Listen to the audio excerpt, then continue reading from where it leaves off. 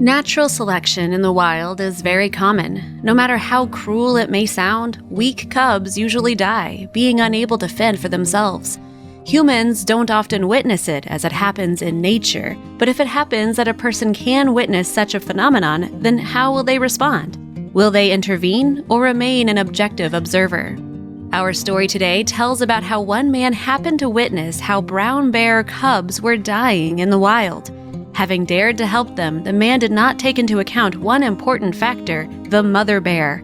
How will she react to such a gesture of a man? Make yourself comfortable as we get started.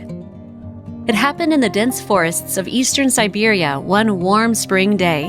One of the local residents was going to go fishing early in the morning. Usually the man did not manage to catch a lot of fish, so this time he decided to go out early in the morning and spend the whole day on the riverbank. He hoped to bring home a big catch and please his wife with fresh trout and grayling. When he came to the riverbank, he began to unpack all his gear. He made himself comfortable on a small chair and threw his line out. Surprisingly, after a couple of minutes, he caught a fish. Putting it in the bucket, the man threw the line out a second time, and his luck continued as it didn't take long to catch a second fish either. By lunchtime, the fisherman's bucket was full of fish, so he decided to go home early. Suddenly, behind him in the bushes, he heard a strange rustling. Looking around, the man froze in surprise and terror. 3 little bear cubs came straight out of the bushes to the riverbank. They walked slowly past the man, paying no attention to him at all, and headed towards the river. There, they greedily drank water for a long time and then lay down on the shore, basking in the sun. 2 thoughts flashed through the fisherman's head at the same time. Firstly, if there are cubs, then the mother bear should be nearby. And secondly, something was clearly wrong with these cubs.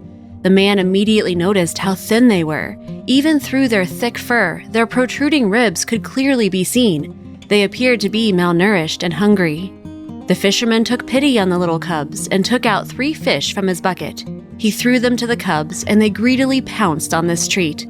The man almost burst into tears, seeing their hunger. The fish instantly disappeared into their little mouths, and the fisherman tossed them a second helping of fish. While he was doing this, he did not notice how a large figure appeared behind him. Looking around, he saw a huge brown bear, which was standing a couple of feet away from him and seemed to be assessing whether he was a danger to her cubs. The man froze. He didn't know what to do next.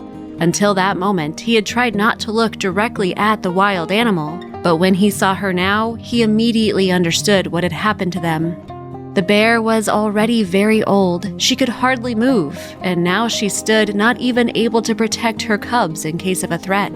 The fact is that in old age, female bears rarely become pregnant, and if conception does occur, it often ends in a miscarriage or the birth of only one cub. At this age, it is difficult for a bear to feed even one baby, and this heroic mother was able to endure and give birth to 3 cubs at once.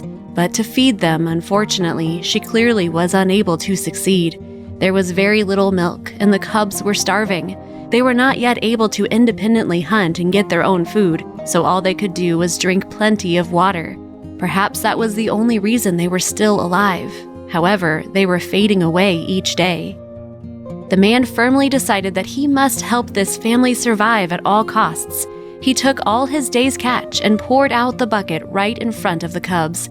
After they had eaten enough, there were still some fish left on the ground. Then the she-bear slowly approached and ate everything that her little cubs had not eaten. The man started gathering all his gear and slowly, trying not to provoke the bear, turned towards the house. Arriving home, he told his wife about his extraordinary find on the riverbank and asked for forgiveness for not bringing home the fish. The wife, although she hoped for a big catch, did not reproach her husband. She too was very sorry for the little bear cubs. The next morning, the fisherman again traveled to the bank of the river, but this time he pursued a completely different goal. He took from the house more food supplies, a fishing rod and a bucket, and having caught more fish, he hoped that the cubs would come back. He was not mistaken. At the same time as yesterday, the bear and her 3 cubs came to the riverbank. The man happily laid out a large portion of treats in front of the animals and walked a safe distance away. The fisherman watched with joy how the bears ate the food he provided and then went home again. For the next few months, the fisherman went to the forest every day and caught fish for his new friends. They were already so accustomed to seeing their savior in this place that once they even allowed him to pet them. Time passed, the cubs grew stronger, and only when the fisherman was convinced that now they could get their own food, he stopped going to the river. He was happy that he didn't let natural selection happen this time. He considered it his duty to help these cubs and did everything possible to save their lives. Not everyone is capable of such actions, giving all their catch to wild animals, not bringing home anything all these months. This family lived from hand to mouth, but thanks to these kind people, 3 little animals were able to survive.